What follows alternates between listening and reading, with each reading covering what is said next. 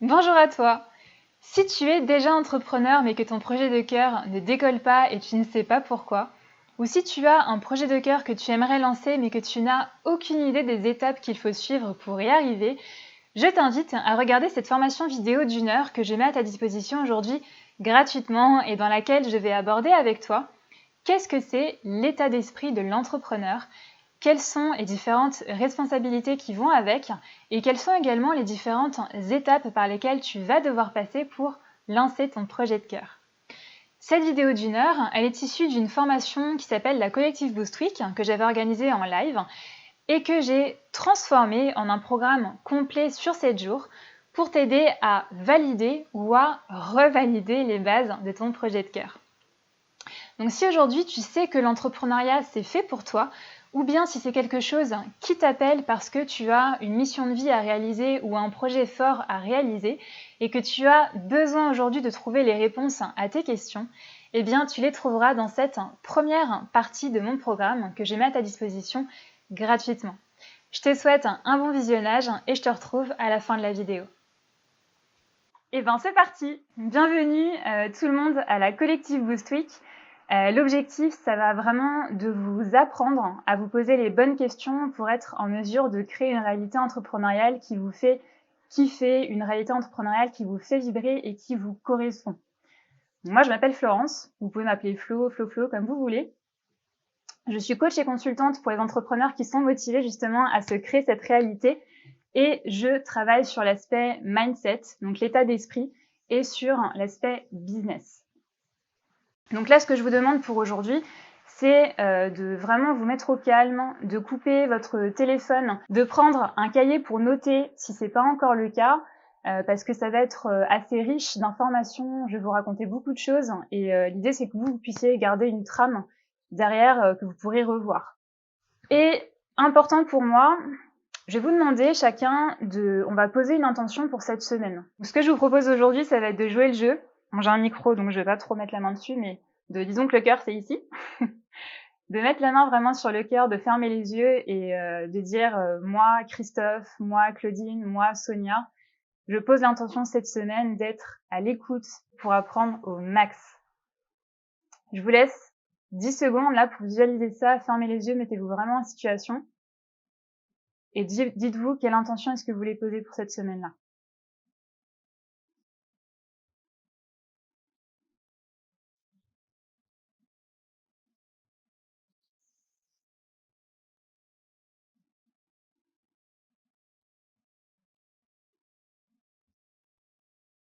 Yes. Top. Alors, on continue. Donc, comme je disais, ici c'est vraiment une safe zone. Le but c'est de partager, c'est de vous amuser avec respect et bienveillance. Parce que c'est comme ça qu'on apprend le mieux et à la fin de chaque Zoom, je vous demanderai toujours quelles sont les 3 choses que vous avez retenues, de les noter en commentaire ou je ferai un petit post dessus parce que comme ça vous intégrerez mieux.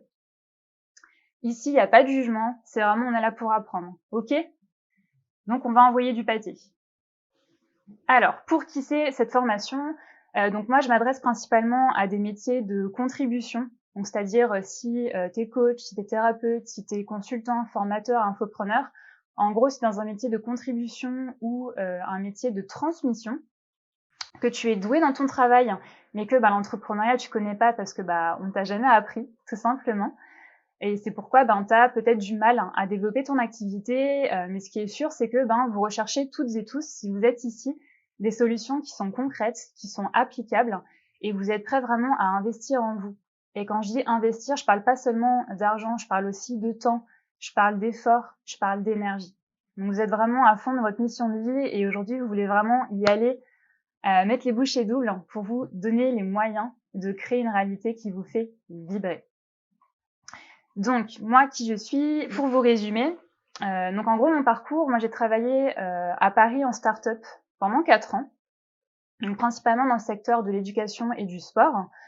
Et j'ai été recrutée, en gros ma mission c'était de créer des pôles, donc de A à Z, et de les développer, d'atteindre les premiers objectifs qui étaient fixés, pour derrière pouvoir recruter une équipe, même si j'avais malheureusement pas la main sur le recrutement, Derrière cette équipe, je la prenais en charge, je la formais, je créais tous les process, je l'encadrais, j'accompagnais un rendez-vous client, etc. Et en gros, je chapeautais mon pôle jusqu'à ce que mon équipe soit en autonomie pour que moi, je puisse me détacher derrière et travailler sur d'autres projets. Donc là, pendant ces 4 ans, j'ai été amenée à organiser pas mal d'événements un peu partout en France, des conférences, des présentations, des ateliers. Et l'avantage, c'est que ça m'a permis de développer une vision qui est très, très globale. Et j'étais autant sur le côté stratégique que sur le terrain. Donc moi, je me suis vraiment formée sur le terrain. C'est pour ça que la formation via la pratique, pour moi, c'est hyper important parce que j'étais tout le temps avec mes clients, avec mes prospects, et c'est grâce à ça que j'ai pu progresser extrêmement vite. Et dans l'entrepreneuriat, en fait, c'est exactement le même processus.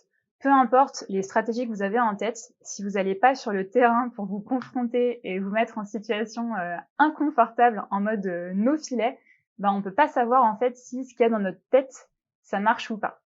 Et dans l'entrepreneuriat, on a très souvent tendance à converser avec nous-mêmes et nos multiples personnalités, mais on n'a pas forcément tendance à se confronter vraiment au marché. Donc là, c'est l'idée de cette formation de cette semaine, c'est d'y aller. Et en gros, moi, sur ces postes-là, j'avais beaucoup de responsabilités. Donc quand le boss était pas là, c'était moi qui reprenais le truc, quoi. Donc quand je dis quand le boss n'est pas là, c'est Flo qui prend, c'est-à-dire le bon comme le positif, quoi. Le bureau des plaintes, c'était moi. Du coup, j'ai eu l'occasion d'organiser des événements dans pas mal de grosses boîtes. Donc Boursorama, il y avait Bouygues, Allianz, le MEDEF, Carrefour Market, Itelios. Là, c'est moi ici, là. C'était une boîte de tech. Et j'organisais en gros des événements à chaque fois, donc soit des petits déjeuners, soit des conférences pour faire intervenir des experts spécifiques. Donc là, par exemple, c'était chez Bouygues pour l'équipe des commerciaux. Ils savaient pas forcément comment équilibrer leur assiette et comment trouver des moments pour faire du sport dans leur journée et rester en forme pour atteindre leurs objectifs. Donc j'avais fait intervenir une nutritionniste pour expliquer comment tu fais quand tu es commercial pour équilibrer ton assiette sur la semaine quand tu es tout le temps en rendez-vous client. Du coup, en gros, j'avais réussi, j'étais une jeune femme sur des postes à haute responsabilité dans un milieu assez masculin, j'avais des bons résultats et au final, de l'extérieur, ça donnait envie. Et on me demandait comment est-ce que je faisais pour tenir le rythme, comment je pouvais tout gérer. Et moi, je souriais en disant vous inquiétez pas, je gère. Alors qu'en fait, je riais jaune parce que j'étais à 2 doigts de la PLS. Au début, c'était très cool. J'ai fait beaucoup d'événements, j'ai eu beaucoup de contacts, j'ai beaucoup appris. Mais au final, ce qui fait briller de l'extérieur, ce qui paraît cool de l'extérieur, dans la réalité du terrain, je me levais sur les plus gros événements à 4h30 pour aller sur site à 7h pour tout organiser. Je rentrais chez moi, il était 23h. J'étais tout le temps sur la route et en plus de ça, je devais gérer mes équipes. Parce que qui dit start-up dit petit budget. Donc qui dit débrouille-toi toute seule, en gros. Et progressivement, à chaque fois, moi, je devais envoyer des photos pour rendre des comptes, pour prouver que j'étais bien sur site, que j'étais bien à l'atelier, que j'étais bien dans le train, dans le taxi, dans le bus, et qu'après, je rentrais bien à la maison. Et en gros, j'avais de partout et ça a été progressivement compliqué. Et en fait, c'est vite devenu une descente aux enfers parce que j'étais tellement tout le temps sursollicitée et je faisais des horaires de ouf. En fait, il y a des semaines, je faisais 70 heures par semaine. Pour tout encaisser. Des fois, ça durait 1 mois quand j'avais beaucoup d'événements organisés. Et en gros, progressivement, il y a mon corps qui a commencé à dire stop. Donc là, sur cette magnifique photo, en fait, j'avais un torticolis qui durait depuis 1 semaine et je devais quand même aller à un rendez-vous client parce que j'étais en gros la référente. Et donc, je vous raconte pas la crédibilité quand tu vas en rendez-vous client comme ça et que tu bouges comme ça, comme un robot. Et à la fin, j'essayais plus en fait.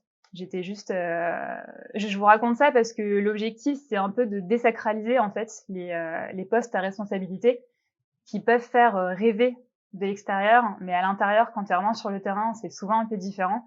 Et il y a des parallèles à faire avec l'entrepreneuriat. Et l'histoire de ça, c'est que j'ai fait 2 burn-out.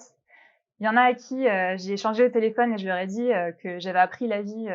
J'avais eu besoin de me prendre beaucoup de murs pour comprendre certaines choses, pour comprendre les choses importantes, et notamment de burn-out, parce qu'un seul, ça m'avait pas suffi. Donc, j'ai décidé de dire stop, parce que j'adorais certes mon travail, j'adorais mes équipes, mais avec ces conneries, je me suis cramée. Et comme beaucoup de personnes qui ont choisi de se tourner vers l'entrepreneuriat ou de se reconvertir, progressivement, il y a souvent eu un élément déclencheur. C'est propre à chaque personne. Certains, ça a été une maladie, certains, ça a été la perte d'un proche, d'autres, de se faire licencier ou de faire un burn-out comme moi. Je suis pas du tout un cas isolé. On est beaucoup à avoir eu ce cas de figure-là, tout secteur confondu, tout poste confondu, toute responsabilité confondue. Et moi, en gros, ça a vraiment été mon élément déclencheur de me dire, ok, je suis en train de me battre pour correspondre à un environnement qui ne me convient pas, dans lequel je n'ose pas dire non, parce que j'avais des problématiques intérieures à travailler, que j'ai travaillé ensuite. Et je pense qu'on a tous à certains moments eu besoin de se prendre un mur pour comprendre les choses qui étaient vraiment importantes. Et ça, c'est d'autant plus valable dans l'entrepreneuriat, en fait. Du coup, je suis partie, en bon terme, pour exercer, moi, mes deux passions, en fait, qui ont émergé depuis 2012, qui sont la gestion de projet, l'accompagnement et l'entrepreneuriat. Bon, ça fait 3 en vrai, mais je mis en 2. Et l'idée, c'est que, pourquoi je suis partie? Parce que pour moi, c'était hyper important de pouvoir continuer de faire, moi, ce qui me passionne, mais selon mes valeurs à moi, selon mes codes, selon mes règles et selon mes envies. Chose que je n'étais pas en mesure de faire sur mes emplois précédents. Et en parlant avec plusieurs personnes, c'est souvent quelque chose qui est revenu au final, de se sentir emprisonné dans un environnement en fait dans lequel on n'arrive pas vraiment à construire sa place. Et l'idée, c'est que moi, je suis partie tout simplement, je suis partie avec toute mon expertise terrain que j'ai pu accumuler, et j'ai mis ça dans une méthodologie, une méthode que j'ai pu appliquer auprès de mes équipes, appliquer auprès de mes clients, appliquer auprès de moi-même, et je l'ai amélioré au fur et à mesure du temps. Et aujourd'hui, c'est ça que je propose avec mes clients, mais surtout, ce qui est important sur cette slide-là, c'est ça, c'est avec fun et plaisir. Là, je l'ai mis un peu partout, mais parce que ce sont deux notions que j'ai oubliées pendant très longtemps. Et quand tu deviens entrepreneur, c'est hyper facile en fait de faire passer tout le sérieux, toutes les obligations, toute la to-do list, mais d'oublier qu'en fait le but de toute cette démarche, c'est de t'amuser et c'est de faire quelque chose qui te plaît. Donc aujourd'hui, c'est vraiment deux valeurs, le fun et le plaisir, que moi je remets en exergue, en valeur. Donc, est-ce que déjà tout le monde ça va là? Je vous ai pas perdu? Ouais. Ok. Alors, donc, si vous êtes ici, les super nanas et les super gars, c'est que ce dont vous avez vraiment envie aujourd'hui, à cet instant T, en tant qu'entrepreneur ou futur entrepreneur, c'est vraiment de transformer une passion que vous avez identifiée en une activité dont vous pourrez vivre, qui sera rémunératrice, parce que travailler pour la gloire, c'était le cas que quand on était stagiaire. Aujourd'hui, on est des adultes, et gagner de l'argent, c'est OK. Gagner de l'argent, ça ne veut pas dire qu'on va être perverti par l'argent. Si vous avez une bonne base, l'argent, ça va juste venir amplifier cette bonne base. Traduction, si vous êtes un bisounours, vous serez juste un bisounours avec des sous. Si vous êtes un bip, vous serez un bip avec des sous. Ok? Mais je pense que si vous êtes tous connectés ici aujourd'hui, c'est qu'on est tous des gens sympas, on est tous des gens cool, et on a envie surtout de se construire une activité qui est vibrante. Vibrante, ça veut dire que le matin, quand le réveil il sonne, on a la pêche, on a envie d'y aller. Et impactante parce que si vous êtes ici, c'est que vous avez choisi un métier autour de la transmission, peu importe quelle transmission c'est. Vous avez un message à faire passer, vous avez envie de le transmettre, ce message, et d'impacter des vies positivement. Quand je dis impacter, ça veut pas dire qu'on se la pète. Moi, mon but, c'est pas de devenir multimillionnaire et de changer la planète. Ok, c'est avoir une mission de vie. Ça peut juste être heureux avec soi-même, heureux avec sa famille, et impacter une dizaine de vies, une vingtaine de vies, une cinquantaine de vies. Moi, ça, si déjà j'impacte une vingtaine de vies par an, mais c'est ok pour moi en fait. Donc ça, c'est important de démystifier cette mission de vie, Parce que c'est pas parce que t'as pas pour objectif d'aller sauver les baleines ou les bébés phoques en Alaska que ton projet de cœur, il est moins bien qu'un autre, en fait. C'est du moment que toi, ça te fait vibrer, c'est ça qui est important. Et c'est important aussi que ce soit aligné avec vos valeurs et votre personnalité. Parce que l'entrepreneuriat, c'est justement l'opportunité qu'on se donne d'être pleinement soi. Donc derrière, autant y aller à fond. Et le but, c'est de pouvoir vous éclater dans ce que vous faites. Et quand je mets sans condition ni compromis, ça veut dire que là, c'est vous qui avez le pouvoir. C'est vous votre boss. Donc si vous faites un truc et que vous aimez pas, ben vous avez le droit de changer. Si vous remarquez qu'il y a quelque chose qui vous fait vraiment kiffer et que vous le faites pas assez, ben vous avez le droit de changer les proportions. Là, c'est vraiment vous qui pilotez. Ok. Par contre, le problème, forcément, il y a en tout cas une difficulté, sinon vous seriez pas là. C'est que, pour beaucoup qui se lancent dans l'entrepreneuriat, en fait, on ne sait pas forcément à quoi ça ressemble, on ne sait pas forcément dans quoi on met les pieds, et du coup, très souvent, on se rend compte qu'en fait, c'est un peu plus compliqué que ce qu'on pensait, que ce qu'on avait imaginé, et un peu plus compliqué que ce qui avait marqué sur probablement, je sais pas combien de PDF que vous avez peut-être téléchargé en disant voici les 5 étapes, comme ça, tu vas te lancer, tu vas devenir riche et ça sera génial. C'est un peu plus compliqué que ça en réalité. Et la réalité, au final, de l'entrepreneuriat, c'est que c'est génial de pouvoir vivre de sa passion, mais il y a en fait beaucoup de paramètres à maîtriser. Et quand on dit chacun son métier, en fait, ça prend toute son importance dans l'entrepreneuriat. Parce qu'il y a des trucs qu'il faut savoir lâcher, il y a des trucs qu'il faut savoir déléguer, il y a des trucs qu'on est en capacité d'apprendre par soi-même, et il y a des trucs, c'est trop compliqué, on a besoin d'aide. Donc ça déjà accepter, ça fait beaucoup. Et vous, en fait, ce que vous voulez, finalement, c'est juste faire ce que vous aimez, ce pourquoi vous êtes bon, ce qui fait vibrer votre cœur, ce qui fait vibrer votre corps, ce qui fait vibrer votre être. Vous risquez de passer un peu bisounours, mais c'est vrai, en fait. L'entrepreneuriat, c'est ce qui vous fait kiffer. Et du coup, vous aimeriez être vous, pleinement vous, votre personnalité, mais il y a pas mal de peurs qui viennent polluer tout ça. Il y a pas mal de doutes qui viennent polluer tout ça. Et le constat, effectivement, c'est que au final, donc ça c'est source INSEE, il y a 70% des entrepreneurs qui se lancent pour vivre de leur passion, mais dans la réalité vraiment dure des choses, c'est que après 3 ans d'activité, il y a 2/3 des structures, des micro-entreprises qui ferment. Dans le tiers qui reste, au final, il y a seulement 10% des entrepreneurs qui déclarent 26K, donc 26 000 € de chiffre d'affaires par an. Dans le 1/3 qui reste, il y en a que 10% qui déclarent 26K. Et 26K, en fonction des charges que vous avez, au final, il reste pas grand-chose. Et le revenu mensuel moyen d'un micro-entrepreneur, c'est de 440 € net. Là, vous, si vous êtes en lancement d'activité ou lancé depuis quelques années avec peut-être un job à côté, peut-être que vous n'allez pas encore vous reconnaître dans ces chiffres, mais c'est important d'avoir conscience de cette réalité parce que l'entrepreneuriat, c'est quelque chose de bien spécifique et en fait, ça s'apprend. Et si tu l'apprends pas, c'est normal que les chiffres n'évoluent pas en fait. Et pourquoi ce constat ? En fait, vous l'avez peut-être déjà entendu un peu à toutes les sauces que l'entrepreneuriat, c'est 80% d'état d'esprit et 20% de technique. Effectivement, souvent on l'a tous déjà entendu, mais en final, il n'y en a pas beaucoup qui savent vraiment ce que ça veut dire. Qu'est-ce qu'il y a dans ces fichus pourcentages ? Le réflexe naturel, ça va être de se diriger sur les 20% de technique. Donc là, on a 2 écoles. Soit on est complètement flippé de la technique et du coup, comme c'est ça qui nous fait le plus peur, c'est sur ça qu'on va mettre, nous, notre attention. Et donc, on va prioriser ça. Soit on va tout simplement penser que les outils, les logiciels ou les applications sont ce qui va nous permettre d'atteindre nos objectifs. Du coup, c'est là-dessus qu'on va mettre le focus. Et ça, en fait, c'est un réflexe naturel. Et je vous rassure, moi, la première, je suis passée plein de fois par ces 20% de technique sans m'occuper du reste. Quand j'étais en start-up surtout, puisqu'on ne jure que par les outils en start-up. L'humain en start-up, ça n'existe pas. Et ça, en fait, c'est un réflexe normal, naturel de l'entrepreneur en herbe, si vous voulez. Et en réalité, le ratio, il est inversé.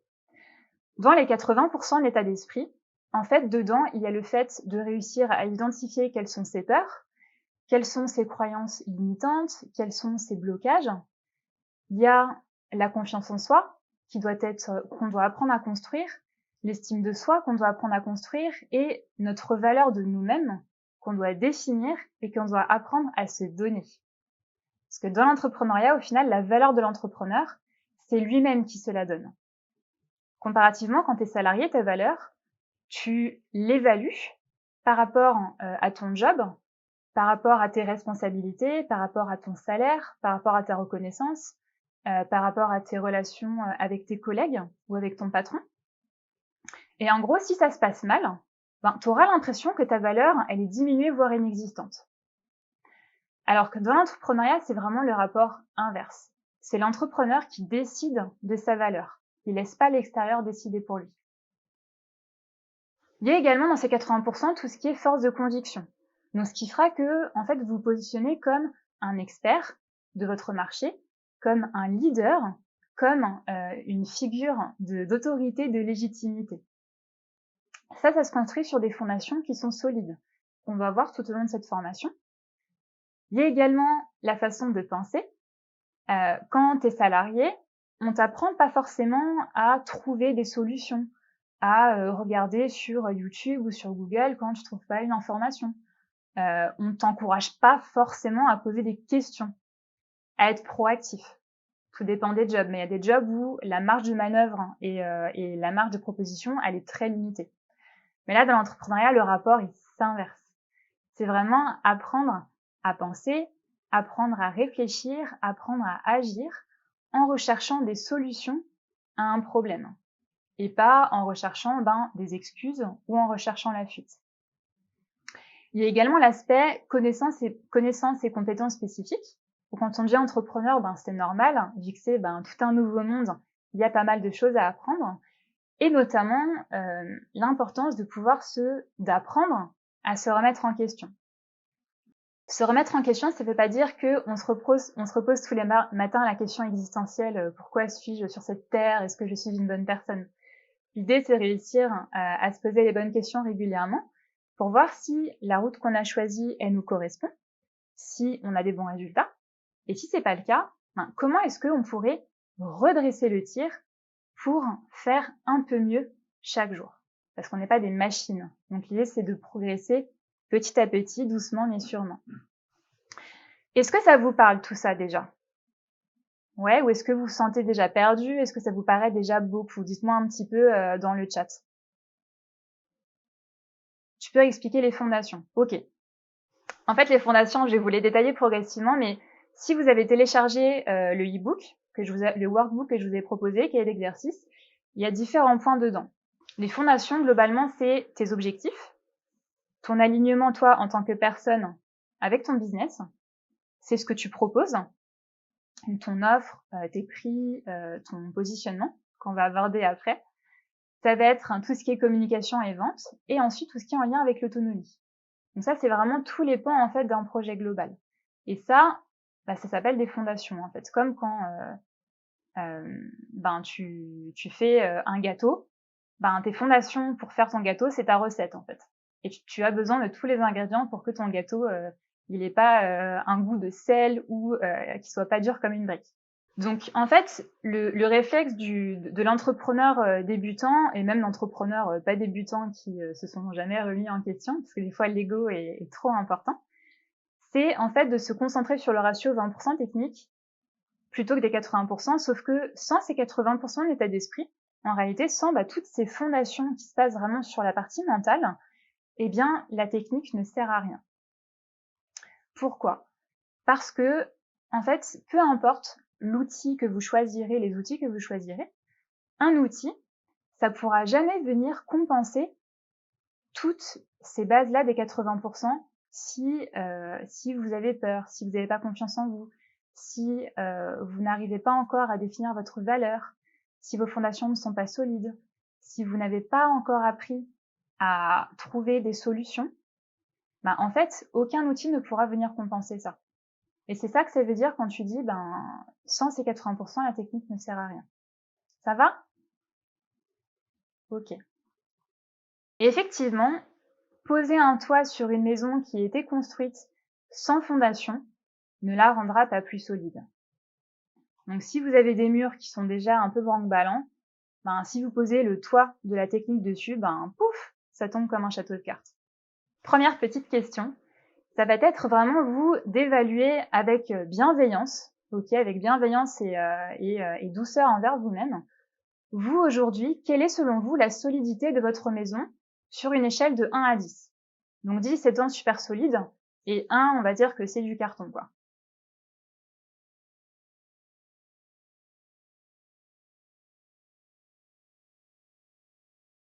Alors déjà, merci pour votre franchise.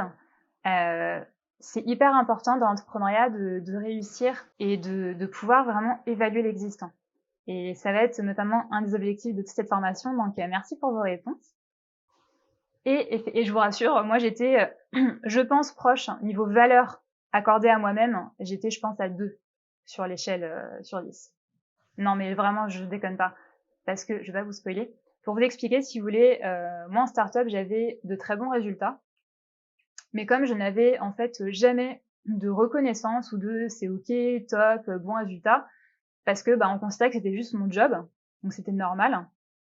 Si vous voulez, progressivement, moi je me suis dissociée, j'ai dissocié ma personne des résultats que j'avais. Donc en fait, je voyais ce qui se passait, mais pour moi c'était comme si ça ne venait pas de moi. Donc moi, par exemple, le fait de fixer ma valeur et la confiance et l'estime de moi, pour moi au début, ça a été très compliqué. Donc c'est pour ça que tout ce que je vous dis là aujourd'hui, soyez sûr à 1 milliard de pourcents que je l'ai vécu aussi et je continue encore de le vivre sur certains points. Parce que c'est le travail de toute une vie. Donc c'est pour ça que je dis bienveillance et que je vous partagerai aussi moi mes ressentis pour que vous compreniez qu'on est dans le même bateau et que en fait moi je suis pas au-dessus de vous. Là moi je suis avec vous. OK? On a des niveaux différents mais ça n'empêche qu'on a tous des difficultés à gérer. OK? Donc effectivement, pourquoi ce constat-là? Ouais, pourquoi ce constat-là? Parce que tout simplement, être chef d'entreprise, ça s'invente pas. C'est quelque chose qui s'apprend. Et si tu l'as jamais appris, c'est normal que tu aies des difficultés. Quand tu deviens entrepreneur, investir en toi, en fait, ça fait partie du jeu. C'est un petit peu comme tu peux pas réussir si t'as pas eu des échecs. C'est la même partie, c'est la même médaille. Et dans l'amour, t'as aussi la haine. C'est vraiment la même médaille. Et donc, entreprendre, ça va avec investir. Et si tu as envie de te faire accompagner, si tu as envie de réussir, en fait, pour atteindre tes objectifs, de réussir à atteindre ton projet, à réaliser ton projet, c'est important de te faire accompagner. Quand je dis accompagner, ça veut dire par différents profils. Si tu as besoin, si tu penses avoir besoin d'un psy, prends un psy. Si tu as besoin d'un coach, prends un coach. Si c'est plus ton physique qui va pas, peut-être tu as besoin de te mettre à faire du sport ou de prendre un coach sportif. Ça, c'est vraiment par rapport à nos besoins. Et j'aimerais là-dessus vraiment décomplexer les choses par rapport à ça. Parce que souvent, ça paraît comme une montagne, mais quand tu as mal aux dents, tu vas chez le dentiste. Quand tu as mal au ventre, que tu as l'appendicite, tu vas voir un docteur et tu vas te faire opérer. Ça fait mal d'ailleurs, je l'ai eu. Quand tu as mal au cœur, au myocarde, tu vas voir un cardiologue. Quand tu as mal au cœur sur l'aspect psychique, tu vas voir un psychologue ou peut-être un psychiatre. Et quand tu as mal à ton business, tu vas voir un professionnel du business. Donc c'est vraiment aussi simple que ça. Il y a juste aucun jugement par rapport à ça. Je vais être peut-être un peu lourdasse là-dessus, mais c'est hyper important de le comprendre en fait que c'est ok. Si tu as besoin d'aide, tu demandes de l'aide quoi. Comme quand on était petit à l'école et que justement on nous décomplexait sur le fait qu'il n'y a pas de questions bêtes. Si tu comprends pas, tu poses la question. Si tu as besoin d'aide, tu le dis. Quand on est adulte, on a oublié ça. Parce qu'en tant que salarié, on n'avait pas forcément le droit de demander de l'aide. Moi, clairement, j'avais pas le droit. Hein. La seule réponse que j'avais quand je posais une question, c'était YouTube et Google sont tes meilleurs amis. Alors oui, c'est vrai, je confirme. Mais les premières fois qu'on te le dit, t'as juste envie de pleurer en fait. Et aujourd'hui, c'est devenu un réflexe. Et je remercie qu'on m'ait dit ça parce qu'aujourd'hui, je comprends pourquoi c'était important. Mais t'as un bonbon et t'as l'emballage. Et l'emballage du bonbon, c'est important. Et dans un message, c'est pareil. L'emballage du message, c'est important. Et du coup, entreprendre, ça vient avec de grandes responsabilités. Souvent, entreprendre ou l'idée de la liberté, l'idée de l'indépendance, ou l'idée du couple pour les célibataires, ça fait rêver. Sauf que je vois William qui, bah ouais, l'idée du couple, ça fait rêver, mais être en couple, bah t'as des responsabilités quand t'es en couple. Et quand tu deviens chef d'entreprise, eh ben c'est pareil, t'as des responsabilités aussi. Et derrière, il y a vraiment deux catégories qui vont se créer dans les entrepreneurs. T'as ceux qui vont être attirés par cette idée de liberté, mais qui seront pas prêts derrière à prendre les responsabilités qui vont avec. Et t'as ceux qui, progressivement, en éveillant leur conscience, en apprenant, en se testant, vont progressivement s'ouvrir sur les responsabilités qui vont derrière et vont les accepter progressivement. Alors c'est pas instantané, hein. C'est parce que ça prend du temps. C'est vraiment progressif, mais il faut se laisser le temps de cheminer pour bien les comprendre, ces responsabilités. Et dans ces personnes-là, il y en a beaucoup qui vont se trouver des excuses. Et c'est un réflexe qui est naturel, ok. Moi, la première, je me suis trouvé beaucoup d'excuses et encore aujourd'hui, je m'en trouve. C'est pour ça que je me fais aussi accompagner, parce que des fois, moi aussi, j'ai besoin d'avoir beaucoup de pieds au cul. Même bateau, hein, rappelez-vous. Et donc, toutes ces excuses, eh bien, je vais vous demander, en fait, selon vous, qu'est-ce que c'est? Donc là, je vais arrêter le partage d'écran et je vais vous proposer, si vous êtes d'accord, de prendre la parole pour qu'on fasse un petit brainstorming ensemble. Ok? Je repartagerai l'écran après. Est-ce que vous savez un petit peu quelles sont les excuses qu'on peut être amené à se trouver quand on devient entrepreneur? Qui aimera prendre la parole? Qui sera le courageux ou la courageuse qui voudra se lancer? Levez la main.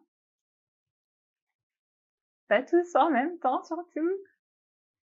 Ok, Christophe, vas-y, active ton micro. Ça peut être le financier, Ouais, le pas avoir financier. d'argent pour se lancer. Ok. Est-ce qu'il y a déjà certains d'entre vous qui ont utilisé ce truc-là du financier? On est en mode no jugement, hein, ok? Andrea, ouais.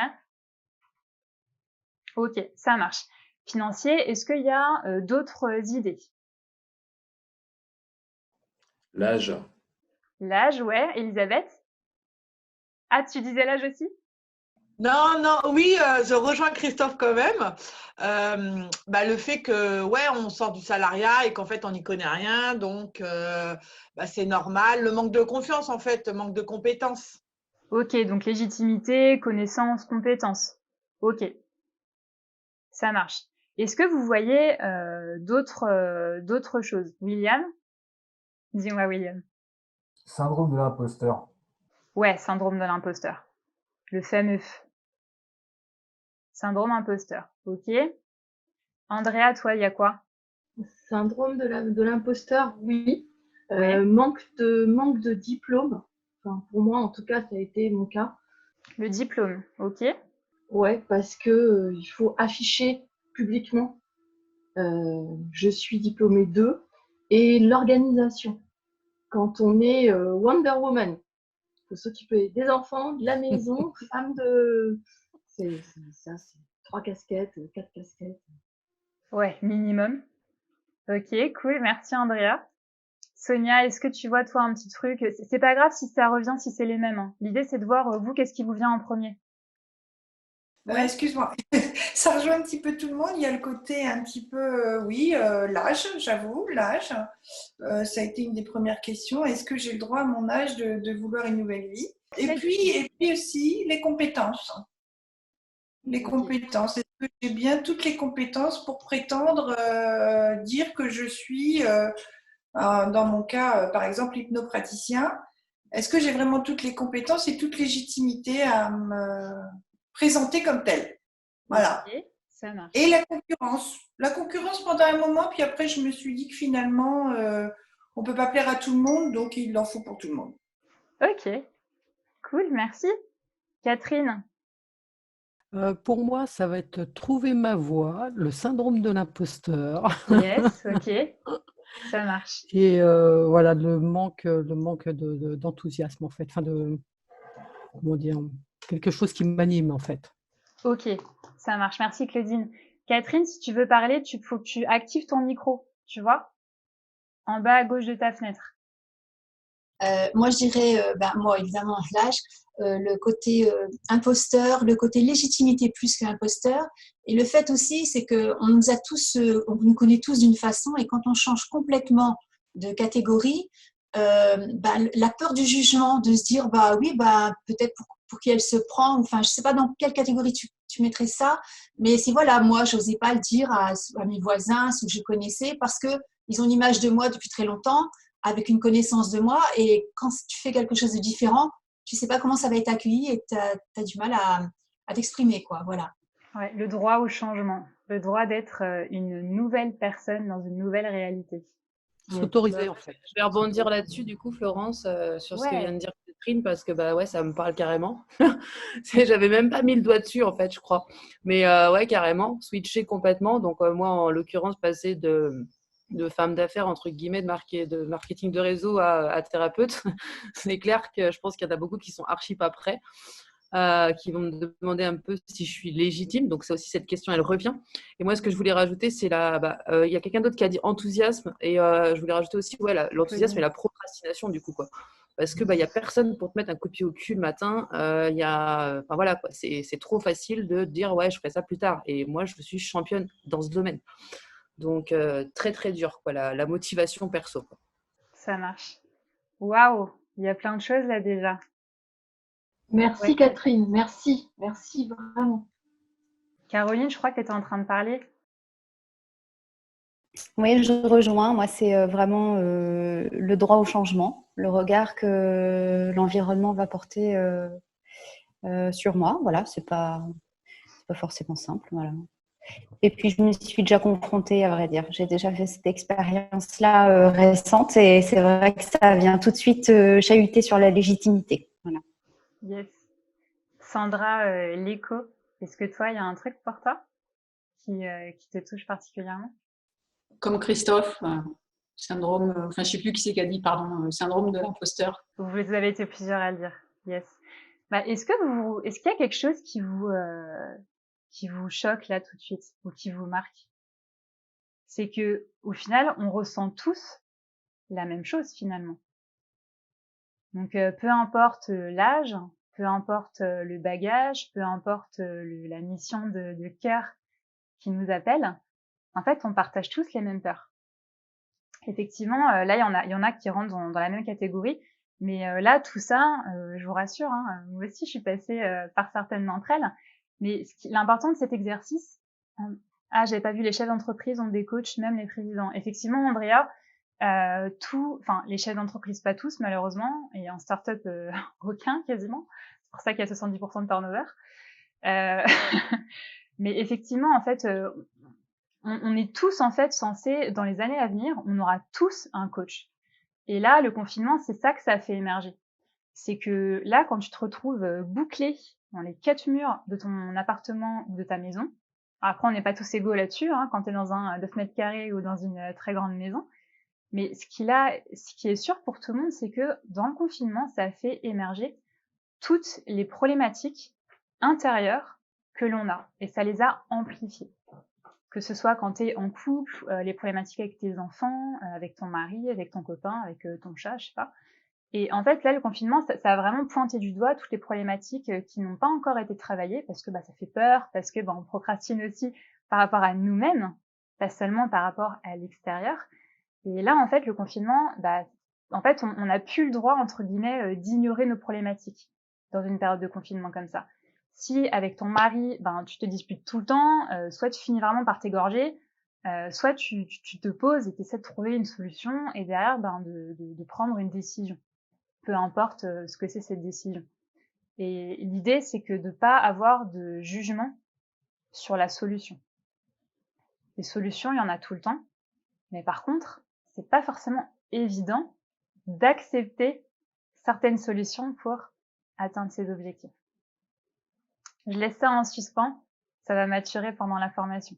Donc là, déjà, merci beaucoup pour votre participation, c'est vraiment cool et je suis contente que vous puissiez vous rendre compte que, en fait, on partage tous ces peurs-là. Et peu importe ton niveau dans l'entrepreneuriat, même si tu gagnes 50 000 euros, 70 000, 100 000 euros de chiffre d'affaires, en fait, c'est comme la vie, c'est un escalier, en fait.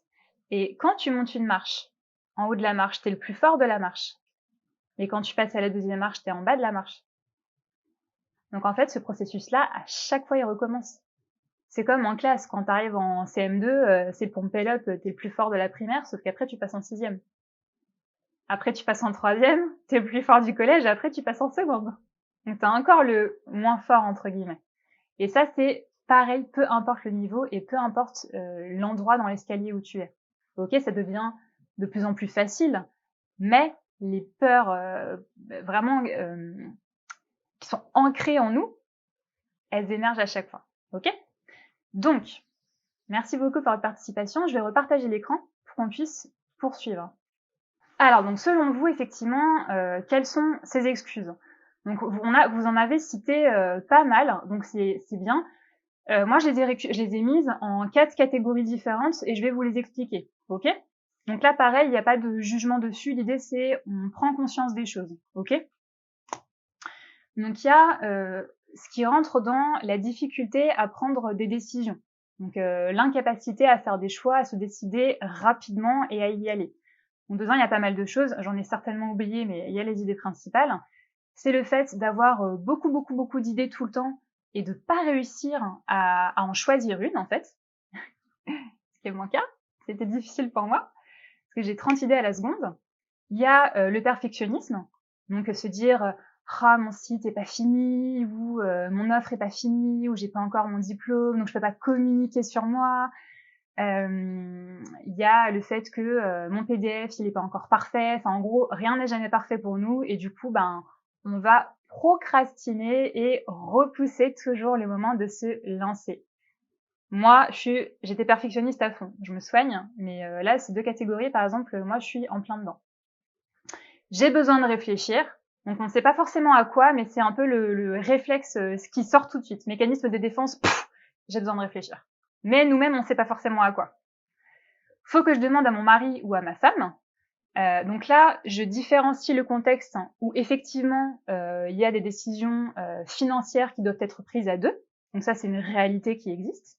Mais il y a le fait de ne pas être en mesure de se donner l'approbation à soi-même et de dépendre de l'approbation extérieure. Là, je parle vraiment de ce contexte-là. Ok? Donc toujours, je sais pas. En fait, on se défile. Faut que j'en parle à mon chat, à ma femme, à ma fille, etc. Et il y a aussi ceux qui, à force d'écouter l'extérieur, toute la pollution de l'extérieur, et 3/4 du temps de personnes qui sont non entrepreneurs, et qui vont nous dire, est-ce que t'es sûr? Réfléchis bien, est-ce que c'est le bon moment? L'entrepreneuriat, c'est quand même compliqué, t'auras pas ton salaire. Tout ce bruit, tous ces découragements, tous ces « ah là là, écoute-moi, sinon je te dirais, je te l'avais dit ». Ça, en fait, en fonction de comment on se sent, ça peut littéralement nous couper l'herbe sous le pied. Sauf que quand tu es entrepreneur, tu dois apprendre à prendre tes décisions par toi-même. Et donc ça, à couper. Et je vous rassure, moi, je suis pas du tout née dans une famille qui a l'esprit entrepreneurial. Donc moi, c'est tous les jours, j'ai le droit au nombre de tous les entrepreneurs qui se plantent tous les jours. Et je dois décider de couper ça, de le mettre de côté, de me fermer les oreilles, de me boucher les yeux pour continuer à avancer sur la vision que moi j'ai des choses. C'est pas facile, mais c'est le jeu. Alors, autre catégorie, il y a c'est jamais le bon moment. Donc c'est le fameux j'ai pas le temps, c'est pas le bon moment, ma sœur est malade, les enfants sont encore trop petits, ou les enfants sont en train de passer leur bac, ou ma fille est en train de passer le CAPES, ou oui mais tu comprends c'est son concours d'infirmière, donc je dois être là pour elle. Donc c'est s'effacer pour laisser exister les autres. On est d'accord que c'est des conneries quand on sera comme ça. C'est un mécanisme de défense, ok? Ou je peux pas à cause de mon mari, ou c'est le coronavirus, voilà, ça c'est la nouvelle excuse du moment, et c'est normal en fait que ce soit tout ça, ça soit anxiogène. Ce qui est important de comprendre là-dessus, c'est que ces 2 catégories, en fait, on va rejeter entre guillemets la faute sur l'extérieur, d'accord? Donc c'est pas nous le problème, c'est quelque chose qui est dehors, tu vois? C'est vraiment on rejette la responsabilité. Et notamment le bon moment en fait n'existe pas. C'est une des choses les plus difficiles à comprendre dans l'entrepreneuriat, parce que c'est ce qui fait le plus peur, parce que c'est ce qui nous oblige à prendre pleinement nos responsabilités. Mais le bon moment, en fait, dans la vie, il n'y a qu'une succession de plein de moments. une succession de plein d'opportunités, d'indices, d'indicateurs, de rencontres, d'énergie, de moments un peu de déjà-vu. Il y a une intuition qui se crée, un moteur qui commence à vrombir là, sourdement au début, un peu silencieusement, qui s'active de temps en temps. Il y a vraiment un moteur qui se met en route. Et en fait, à partir du moment où ces signes-là commencent à s'accumuler, le bon moment, ça sera celui où tu décideras, en fait, de t'écouter et d'y aller. Donc, il y a ton cœur, lui, qui te dit « Vas-y, cours, vas-y, libère-toi !» Et il y a ton mental qui te dit « Non, n'y va pas, non, c'est dangereux !» Et là, au final, c'est à toi, c'est à vous, en fait, de décider à ce moment-là qui vous voulez taire et qui vous voulez écouter. C'est un peu, je sais plus, je crois que c'est dans les bouddhistes qui disaient que tu as un chien noir et un chien blanc dans ta tête et que tu dois choisir en fait à quel chien tu donnes à manger. Là, le chien blanc, on va dire, c'est le cœur et le chien noir, c'est le mental. Donc là, le bon moment, c'est vraiment à vous de le créer. C'est un moment qui est différent pour tout le monde, mais c'est vraiment votre décision avec vous-même. Une fois que vous savez que vous avez envie d'y aller, c'est de vous écouter ou pas en fait. Ensuite, il y a 2 autres catégories d'excuses, où là, ce sont plus des excuses qui sont par rapport à l'intérieur de nous. Donc là, c'est quand on se met en mode un peu un Calimero, parce que justement, vous en avez beaucoup cité par rapport au manque de légitimité. Donc il y a, je me lancerai je me lancerai officiellement, je commencerai à communiquer officiellement, je prendrai des premiers cobayes ou des premiers clients officiellement quand j'aurai mon diplôme.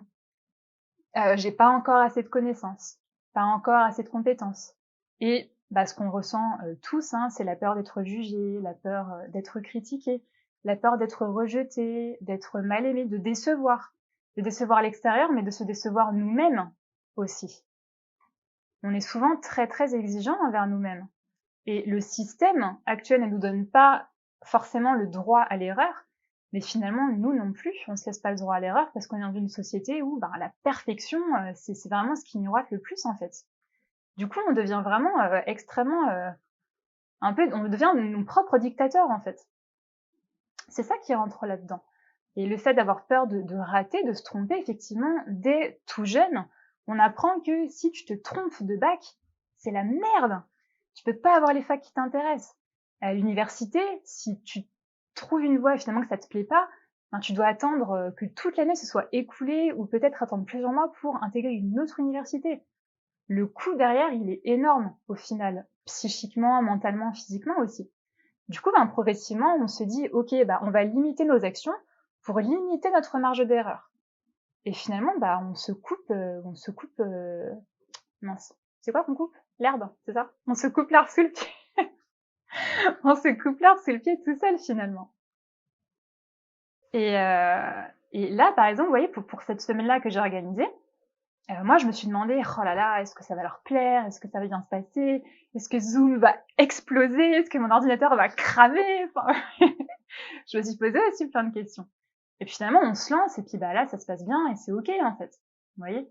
Et en fait, 80% du temps, toutes les peurs qu'on s'était imaginées n'arrivent jamais en fait. Ça, c'est un truc de ouf à comprendre. 80% du temps, les peurs, en fait, c'est nous-mêmes qui créons notre propre peur. On se monte le bourrichon tout seul, en fait. Comme quand t'as un premier rendez-vous en entretien, tu flippes, t'as mal au ventre, t'es passé une demi-heure dans les toilettes, t'as les mains moites, t'as le cœur qui palpite. Alors qu'en fait, il s'est encore rien passé, tu vois. Donc c'est vraiment toi qui te crée un scénario dans ta tête et qui te fait te sentir mal tout seul. Et dans la dernière catégorie, il y a le refus d'investir sur soi ou la non-envie parce que investir en France, ça fait pas du tout partie de nos pratiques. En France, on ne nous apprend pas à investir sur nous. C'est très compliqué. Dans l'entrepreneuriat, ça va avec investissement, mais c'est une culture. Par exemple, aux États-Unis, ils n'ont pas la sécurité sociale, ils n'ont pas le chômage. Donc eux, ils sont obligés de travailler, de cumuler 1 emploi, 2 emplois, 3 emplois pour pouvoir rejoindre les 2 bouts. Donc ils sont obligés au final de se former, d'investir sur eux.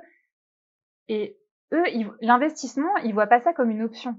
Eux, ils voient ça comme une obligation.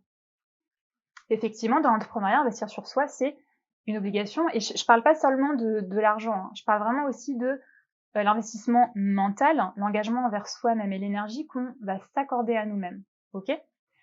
Et au final, dans l'entrepreneuriat, vraiment, enfin, dans l'entrepreneuriat, mais dans peu importe en fait les domaines de ta vie, c'est que peu importe ta situation, s'il y a quelque chose qui est extrêmement important pour toi et qui peut t'aider à atteindre tes objectifs, en fait, tu investiras sur toi.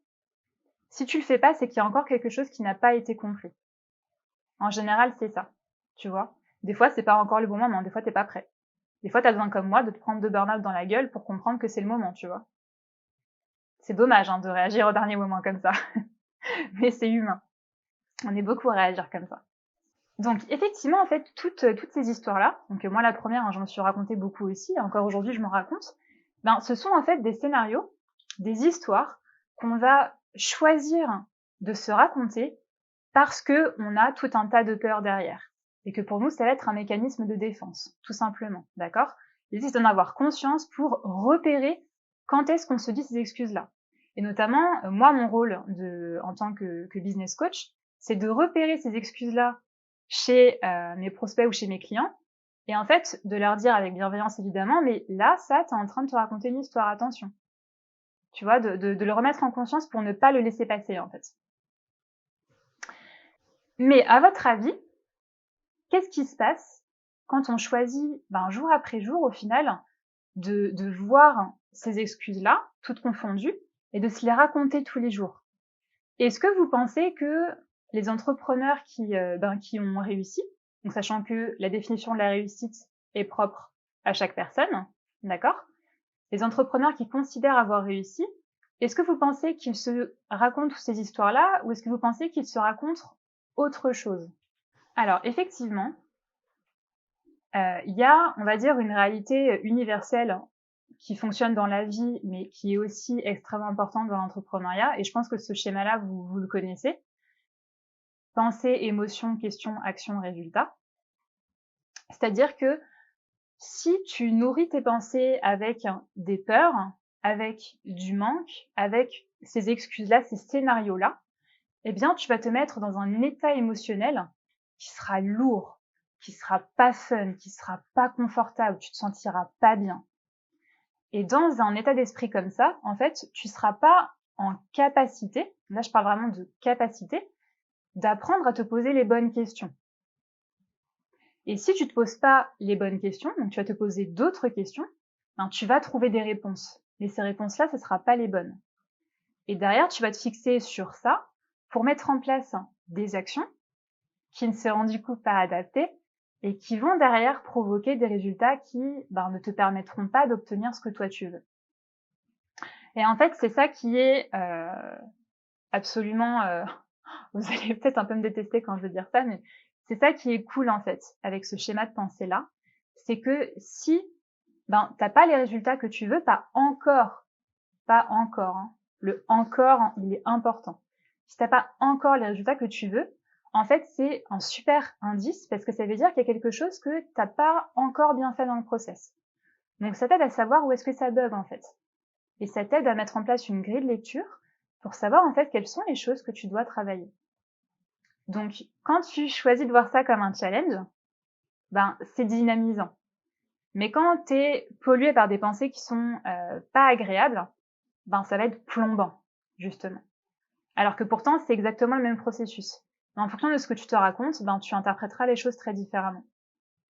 Et quand tu choisis de te raconter toutes ces histoires-là, donc j'ai mis, quand tu cites la loi de l'attraction sans l'appliquer à la lettre, je dis ça parce que c'est à la mode en ce moment, la loi de l'attraction, tout le monde en parle, mais il y a une différence entre parler d'un concept et réussir à appliquer ce concept. C'est un peu comme les parents qui disent aux enfants « ne dis pas de gros mots », mais qui vont lâcher des putains, des merdes, sans forcément s'en rendre compte. Et derrière, l'enfant, il imprime. Donc forcément, le gosse, c'est des éponges. Donc, je dis, j'ai pas d'enfant, mais je me base par rapport à moi-même en tant qu'enfant. Je répétais ce que j'entendais.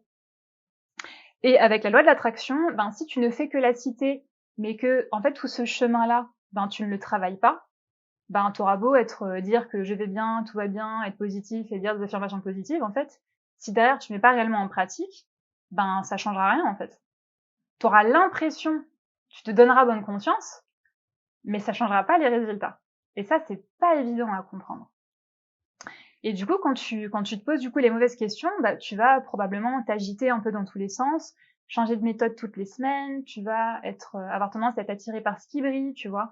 Le dernier gourou bling bling du marketing qui va sortir un super PDF pour devenir riche, tu vois, puis toi tu vas y aller parce que tu dis ah ça existe. Et en fait non, ça n'existe pas. Et progressivement en fait tu vas pas réussir à avoir les résultats que tu veux, et ça va te frustrer parce que tu vas dire mais mince, je fais plein de trucs, j'ai pas de résultats, bordel, qu'est-ce qui se passe? Qu'est-ce que je fais mal? Et ça va faire que tu vas progressivement te concentrer sur le résultat que tu veux absolument obtenir. Donc, je dois absolument avoir des clients, purée, c'est le 28, j'ai mon loyer qui tombe dans 10 jours, je dois absolument faire rentrer 5 000 euros. Tu vas être focus sur le résultat. Et ça va faire que, bah forcément, tu vas stresser. Et tu vas transpirer, en fait, cette énergie du manque, cette énergie du stress. On appelle ça être needy. Dans le jargon entrepreneurial, c'est un peu comme, si je fais le parallèle avec les relations homme-femme, t'as l'homme qui veut mettre toutes les nanas dans son lit, tu le vois à 1000 km arriver. Donc forcément, tu vas skipper parce que ça va se sentir qu'il aura envie, tu vois. Et à l'inverse, une fille qui est désespérément en manque d'affection, ça va se sentir aussi. Le garçon, il n'aura pas forcément envie d'y aller parce qu'il aura l'impression qu'elle va s'agripper à lui. Bah, dans l'entrepreneuriat, c'est exactement pareil. Plus tu seras concentré sur toi, tes résultats, et plus tu seras vite, et la personne, elle va le sentir, et ça va tout simplement pas lui donner envie, et c'est normal. Si dans la rue, il y a quelqu'un qui vous agresse, hey, tu veux être mon copain? Ça marche pas, c'est trop bizarre. C'est d'abord, on parle un petit peu, en mode détente, il y a un premier échange, puis après on revient, et si le courant passe, ben, ça suit naturellement. Et du coup, quand tu te mets dans un système comme ça, ben, en fait, peu à peu, tu vas perdre confiance en toi. Ta notion de valeur, elle va chuter dans ton échelle personnelle. Et tu vas commencer à accumuler les frustrations, les regrets, à te dire « Oh, et si seulement j'avais fait ça, et si seulement j'avais eu le courage ». Et au final, ben, dans le pire scénario, tu finis par abandonner ton rêve, ton projet de cœur, et à retourner dans le salariat. Et tous les salariés qui auront jamais tenté te diront « Ah bah, je te l'avais dit, hein ». Pire scénario possible, quoi. Mais si tu fais l'inverse, tu ressens pas tout ça. Ou en tout cas, tu le ressens différemment. Et je vous rassure, ça, c'est pas de votre faute, en fait. C'est la façon dont on a été... Ouais, j'ai mis un petit docteur pour faire genre, je suis légitime à dire ça. Mais je vous rassure, c'est normal, en fait. Enfin, moi, la première, je suis pas née avec la science infuse de l'entrepreneuriat. J'ai tout appris en start-up, en fait. Parce que j'étais certes salariée, mais en fait, j'étais obligée de me comporter comme une entrepreneur du fait de mon poste et de ma position, en fait. Et du fait que j'étais toute seule, donc j'avais pas le choix. Mais moi, je l'ai appris à la dure, sur le terrain, quoi. Mais les 3/4 d'entre nous... Dis-moi, Andrea. En fait, c'est très important, la notion dont tu parlais de penser, de se reprogrammer. C'est vraiment super important parce que en fait, d'avoir des pensées positives et de se dire oui, c'est super, je vais réussir, et ne pas écouter justement les pensées négatives. Ce que je voulais dire à tout le monde, c'est que le premier jour, ça marche pas. Le deuxième jour, ça marche pas. Le troisième jour, ça marche pas. Mais c'est normal, c'est notre cerveau qui est programmé. Il faut le reprogrammer.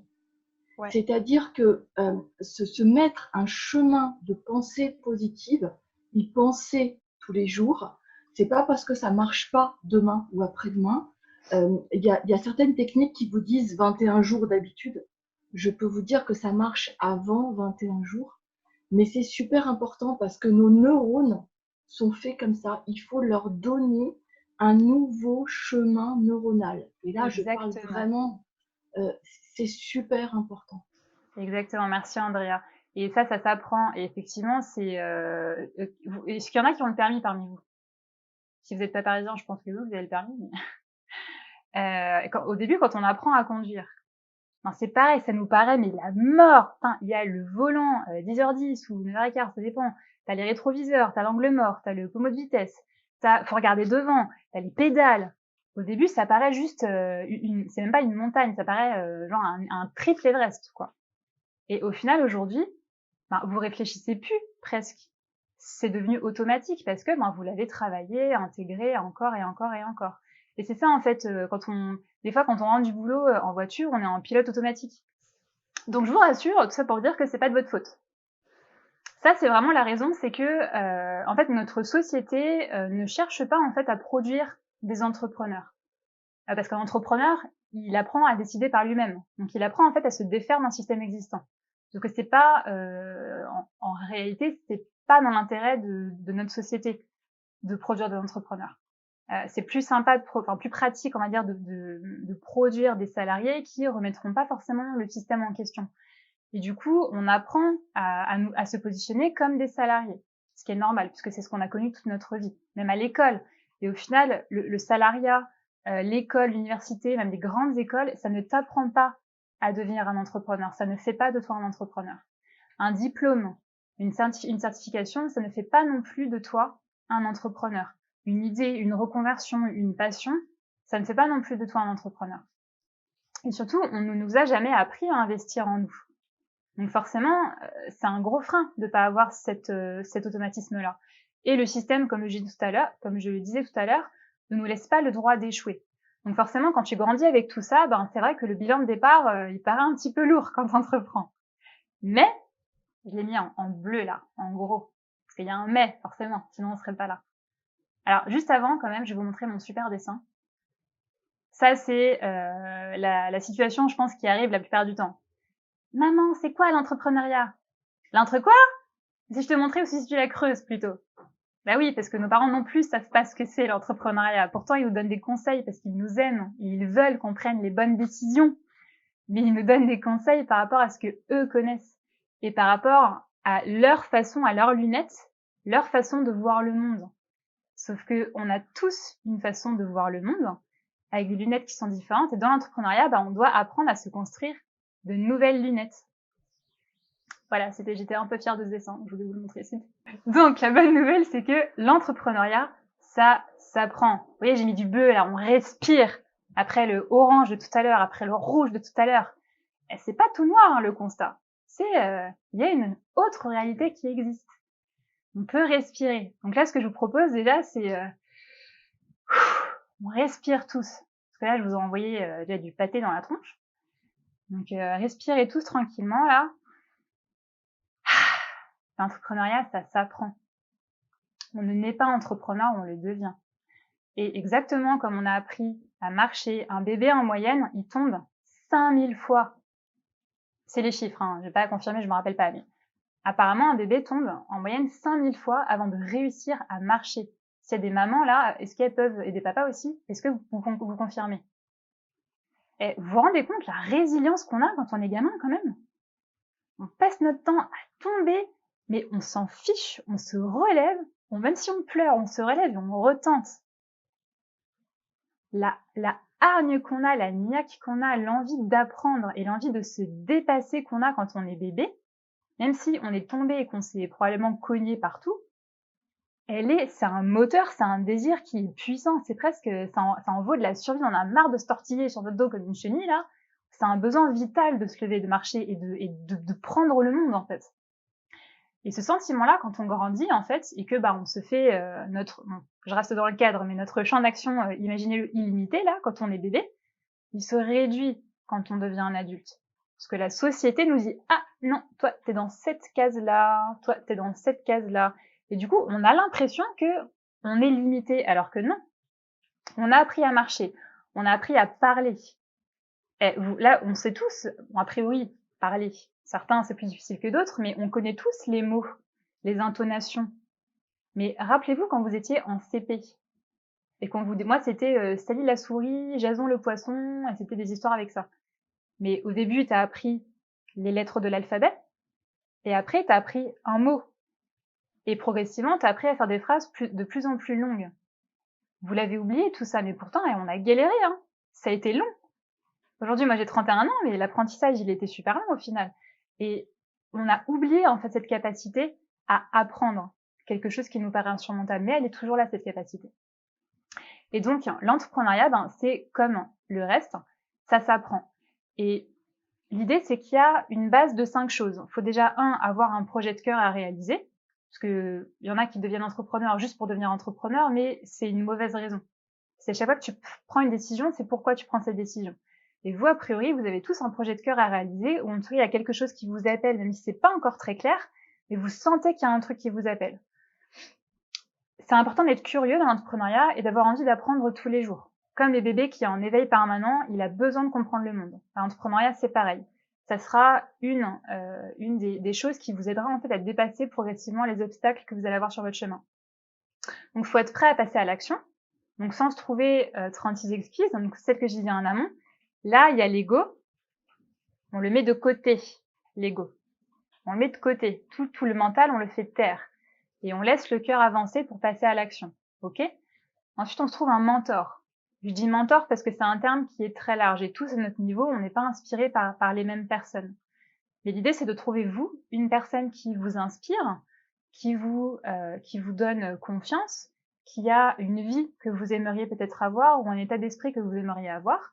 Et l'idée, ce sera de le prendre un petit peu comme moteur, en fait. Et au début, forcément, on va copier les choses. C'est normal, c'est comme ça qu'on apprend. Et progressivement, en développant sa confiance en soi, son estime de soi, on s'approprie la connaissance et on l'utilise avec notre propre personnalité.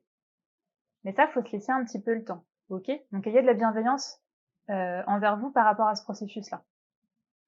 Et le dernier point, il faut vraiment avoir envie de se créer un nouveau style de vie.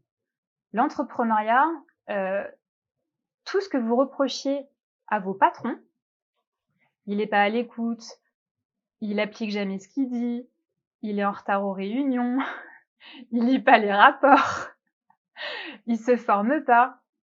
Tout ce que vous reprochez à votre patron aujourd'hui, c'est vous le patron. Vous êtes en phase de devenir votre propre patron. Donc là, il y a vraiment l'envie vous-même d'être aligné avec vous et de respecter vos valeurs. Et de représenter vous-même l'idéal que vous avez d'un chef d'entreprise, en fait. Ça, c'est un bon indicateur, par exemple. Si votre patron, c'était un dictateur qui faisait du micromanagement, est-ce que vous avez envie d'être justement une personne ouverte d'esprit, compréhensive, qui se laisse le droit de lâcher? Vous voyez le parallèle? C'est important, hein?